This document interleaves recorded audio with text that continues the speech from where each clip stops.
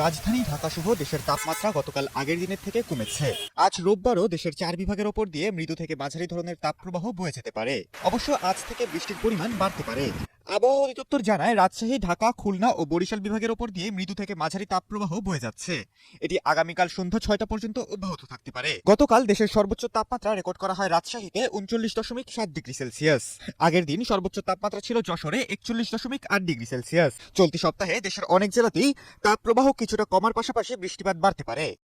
আজ ময়মনসিংহ, চট্টগ্রাম ও সিলেট বিভাগের কিছু কিছু জায়গায় এবং রংপুর, রাজশাহী, ঢাকা, খুলনা ও বরিশাল বিভাগের দু এক জায়গায় অস্থায়ী দমকা ও ঝড়ো হাওয়া সহ বৃষ্টি ও বজ্রবৃষ্টি হতে পারে। সেই সঙ্গে কোথাও কোথাও বিক্ষিপ্ত শিলাবৃষ্টি হতে পারে। এছাড়া দেশের অন্যত্র অস্থায়ী আংশিক মেঘলা আকাশ সহ আবহাওয়া প্রধানত শুষ্ক থাকতে পারে।